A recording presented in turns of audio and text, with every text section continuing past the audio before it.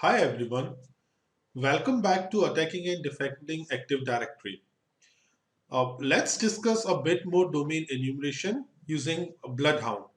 BloodHound is a JavaScript application, a single page application, which provides a GUI or GUI for mapping trusts, other objects, and relationships between all the objects and entities using the data collected by its ingesters. Bloodhound uses graph theory for providing the capability of mapping shortest path or path between different entities or different interesting relationships, for example, like domain admins. It's an open source tool. You can get it from here. Now, there are some built-in queries for frequently used actions. For example, from your current entity, if you would like to find a path to a domain admin, and if it is available, Bloodhound uh, will try to do that for you. It also supports custom Cypher queries. Please keep in mind that Bloodhound has various extensions and tools associated with it, but those we are not going to see or we are not going to discuss. We are going to discuss only Bloodhound, that too not in very depth. What is the reason of doing that? Because I personally believe Bloodhound it's a very useful tool, but it is much more useful for blue teamers, uh, useful for penetration testers. But if it comes to red teamers or for a red team operation, Bloodhound is not as useful as for example, if compared to a control enumeration like the one which we can do if we use the tools with some care, then tools like either PowerView or the Active Directory module would be more useful than Bloodhound. Why?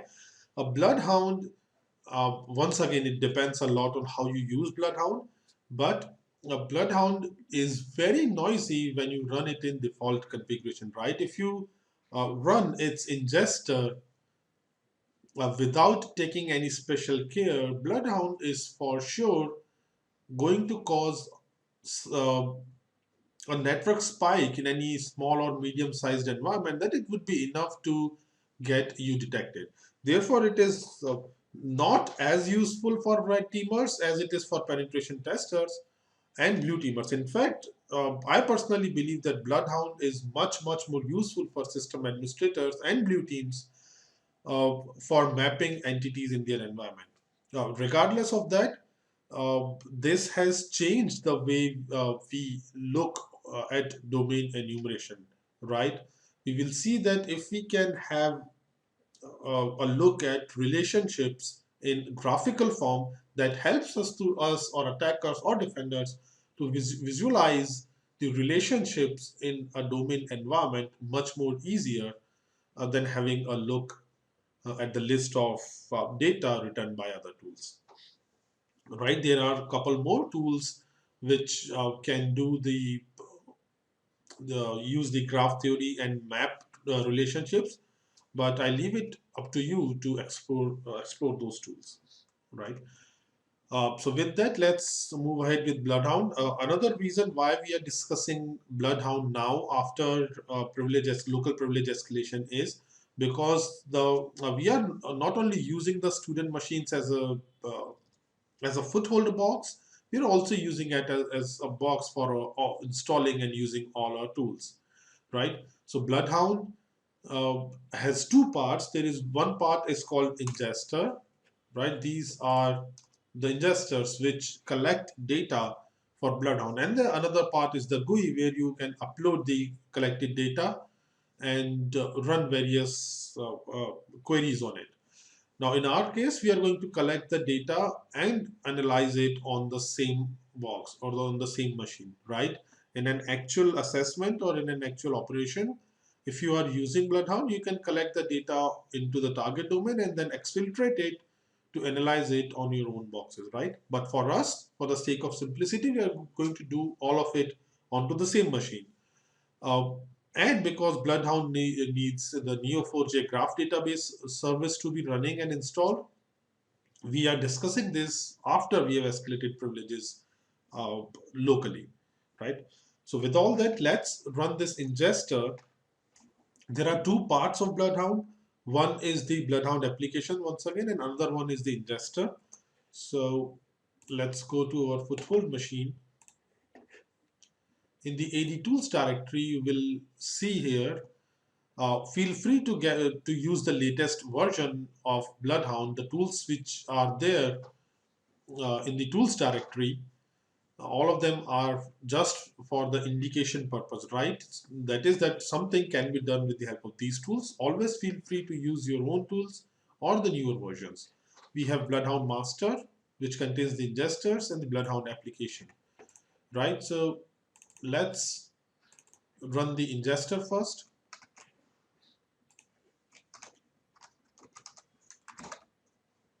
So for BloodHound ingesters, you can use the SharpHound PowerShell script or the SharpHound C# executable. The executable is much more faster, but we are going to use the script, right?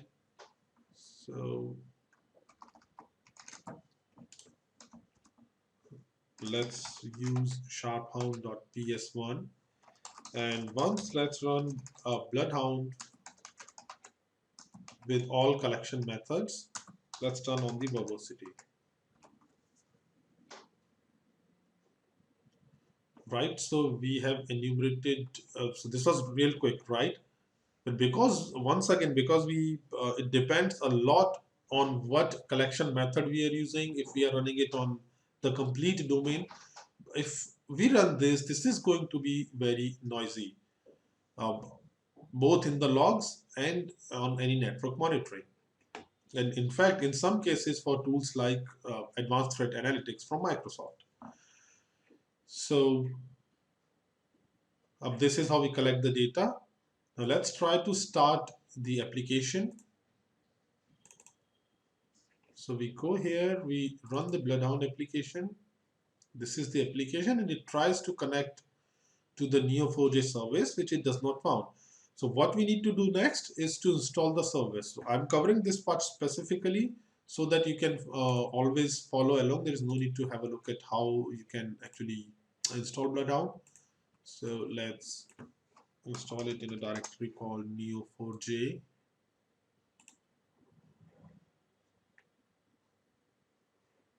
So it's inside the Neo4j. There's a directory called Neo4j community. We go to bin.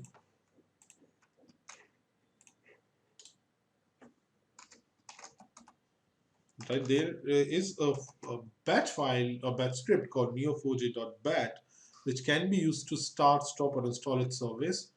So let's install the service. If we are going to use it repeatedly, it is better that we install the service. And now let's start it.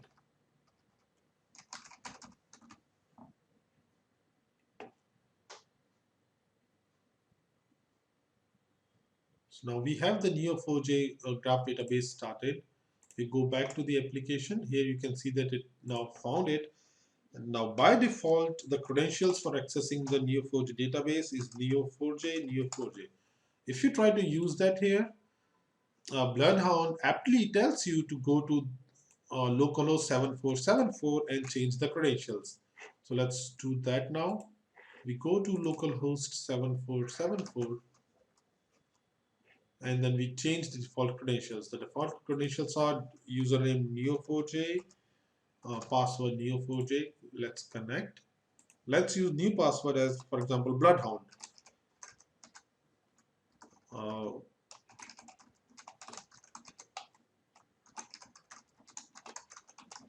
right.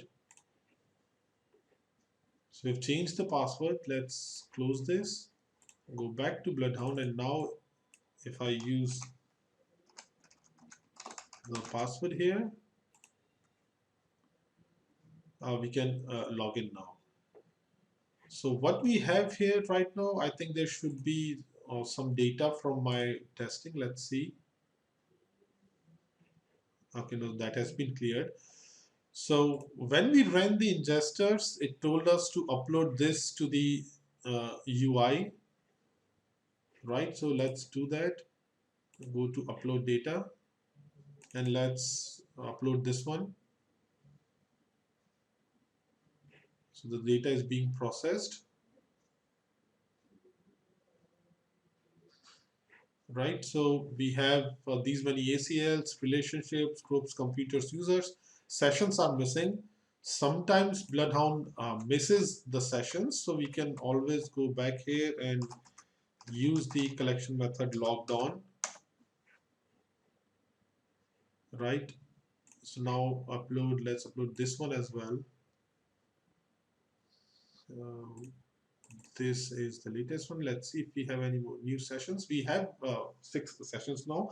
Now, one thing to keep in mind here is Bloodhound only provides you a snapshot of the status of the or the state of the Active Directory of your domain, right?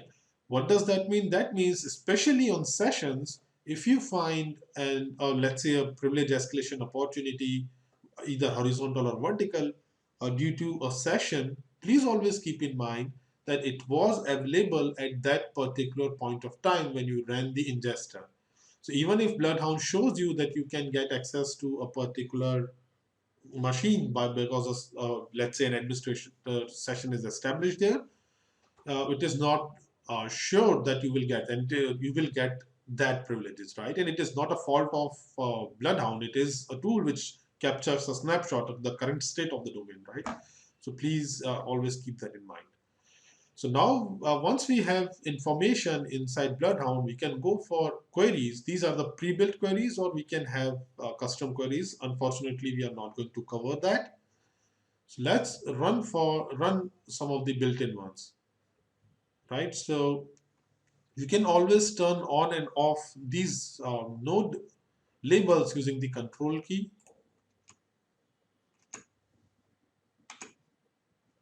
right?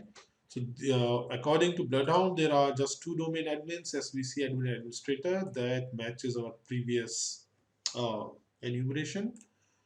Let's find shortest path to domain admins. According to Bloodhound's data, RDP users, which is a group, let's expand it.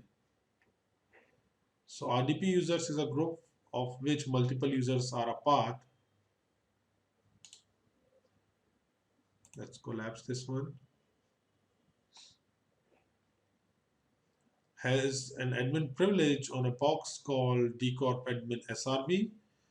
A user from no, dcorp admin SRV has delegation permissions on a box called dcorp DC. So according to this particular enumeration, there is a delegation permission on dcorp admin SRV to dcorp DC, using which we can escalate our privileges. Right now, we need to check what type of delegation it is, etc. That we'll do later on. Right? What else do we have here? Find principals with DC sync rights. What is DC sync? That we'll check later on. So do we have users other than the domain admins which have the DC sync rights? No. Let's map domain trusts. So we have our current domain has really a relationship with Eurocorp and US.$corp. So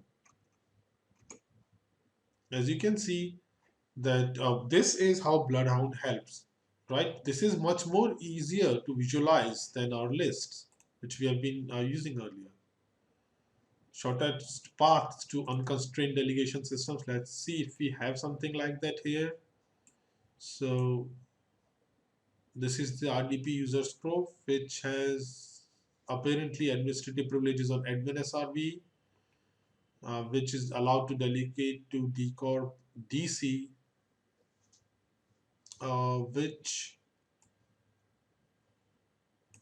from dcorp DC we can. So this is basically, please always keep this in mind. This path tells us that you need to be domain admin, then you can have access to a machine. No, I think it is showing the domain controller as the one which has unconstrained delegation, or that is the one where it can find the path to, right? Now, shortest path from Kerberos stable users. So according to this, these are Kerberos stable users. What are these? Once again, we'll discuss this. So if any of the built-in query does not make sense right now, it is absolutely fine. Once we have discussed all of these attacks, it would be much better. Uh, Shortest path to domain admins from owned principals. So please keep in mind that we can mark a user as owned. If BloodHound does not know that, we can mark a user as owned, and then from the data gathered, BloodHound can actually mark, can actually find paths from that particular node using this. Shortest paths to high value targets. What are high value targets in our domain? Uh, I think it is treating the domain admins and probably RDP users as just the domain admin as a high value target, right? There are some other groups which are also being treated as high value targets: domain admins, the administrators, print operators, server operator. Please always keep this thing in mind. We can always mark a user as high value as well, right? So you can understand or visualize that how interesting this becomes to play with, right? Once again, if you're using it in a red team operation, please be very careful that it may leave. For example, the queries we ran, those queries leave a 4624 and 4634 on all the machines in the domain, right? Which is ripe for detection. So blue teamers, please take note. This is how you can always enumerate detection of 4624, 4634 from a single machine within a small amount of time across your machines in the domain, or for a large number of machines in the domain. That means some intrusive enumeration is being done, right? Do we have any other built-in queries which we would like to have a look at? I think this is fine. Right now, another interesting feature is pathfinding. For example, if I go for student admin user, this is the student admin user. I can try to find path, let's say from student admin to, let's set for domain administrator. Once again, although we have ran this query. So according to BloodHound's data, student admin, who is a part of the RDP users group, is administrator on dcorp admin SRV, which has some delegation rights on the domain controller, where we can find the administrator domain admin. Right, this is something which we found out using the built-in query as well. We can always do it for machine entities as well. Let's say we want to do it for admin SRV. So how do we have shortest path to admin SRV? We are part of the group RDP users, which is an admin on the dcorp admin SRV uh, machine, right? Also, we can, let's close the pathfinding and go for the node info. So this particular student admin has one active session which is on our current machine. There are 32 objects in the student machines OU, right? Those are student machines and users. There are 10 reachable high value targets because according to BloodHound, this particular user can be used to access a domain admin. Then our ability to reach high value targets, a large number of high value targets increase. There is one effective inbound GPO that is the default domain policy, right? There should be actually another one here, right? Which I don't know why BloodHound is missing. There's, as we saw earlier, there is a student machines group policy which is also applied here. What are the group memberships for the current user? Student admin is a member of domain users and RDB user. Please keep in mind to keep checking this with the previous memberships we had. Unrolled group memberships. So this is a membership of the membership, that is domain users is a part of the users group on the domain. So that is visible as well. We have first degree local admin rights on our current machine, derivative local admin rights. So this makes once again BloodHound very useful. It tells us that we have a derivative local admin on dcorp admin SRV, right? Recall the output of find local admin access and find WMI local admin access. First degree RDP privileges on dcorp student admin, right? This is for ACLs, inbound object control. What are the different users which control student admin? Uh, what are the users which indirectly control student admin? Transitive object controllers, quite similar to derivative administration, because administrators of $corp can control student admin. So the groups which control the administrators can control student admin as well. Right, you can have your own notes and even in fact draw pictures here to upload just in case you want to do that.